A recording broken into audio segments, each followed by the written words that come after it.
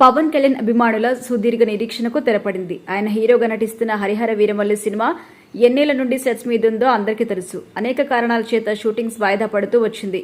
2020వ సంవత్సరంలో ఈ సినిమాని మొదలుపెట్టారు. దాదాపు 5 ఏళ్లు పూర్తి చేసుకుంది. ఒక సినిమా 5 ఏళ్ల పాటు సెట్స్ మీద ఉండడం ఇప్పటి వరకు తెలుగు సినిమా హిస్టరీలో ఎప్పుడూ జరగలేదు. ఈ సినిమా విషయంలో జరిగింది. పవన్ కళ్యాణ్ రాష్ట్రానికి ఉప ముఖ్యమంత్రి అయ్యాక బిజీగా ఉండడంతో ఈ సినిమా షూటింగ్ ఆగిపోవడం, నిర్మాత 2 సార్లు ఈ సినిమాని వాయిదా వేయడం జరిగింది. ఇప్పుడు ఆ సమస్య లేదు. నిన్న సాయంత్రం నుండి పవన్ కళ్యాణ్ హరిహర వీరమల్లు షూటింగ్ లో పాల్గొంటూ ఉన్నారు.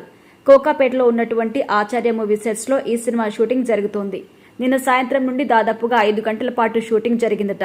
నేడు కూడా ఈ షూటింగ్ కొనసాగబోతోంది. ఈ 2 రోజుల షూటింగ్ తో సినిమా మొత్తం పూర్తయినట్టే. ఈ షూటింగ్ సెట్స్ లో పవన్ కళ్యాణ్ తో పాటు త్రివిక్రమ్ కూడా జాయిన్ అవుతున్నారు.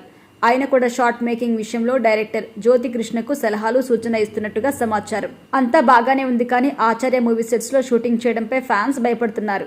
ఎందుకంటే ఇప్పటి వరకు ఈ సెట్స్ లో షూట్ చేసిన సినిమాలన్నీ డిజాస్టర్. ఆచార్య సమయంలో నిర్మాత నిరంజన్ ఒక సరికొత్త గ్రామం నిర్మించారు. ఈ సినిమా షూటింగ్ పూర్తవగానే సెట్ పీకేలేదు. అనేక మంది మాకు ఆ సెట్స్ కావాలని రిక్వెస్ట్ చేయడంతో ఆ సెట్స్ ని లీజ్ కి ఇస్తూ వచ్చారు. సల్మాన్ ఖాన్ నటించిన కిసీ కా బాయ్ కిసీ కా జాన్ సినిమా షూటింగ్ ఇక్కడే జరిగింది. అలా ఎన్నో సినిమాల షూటింగ్స్ కూడా జరిగాయి.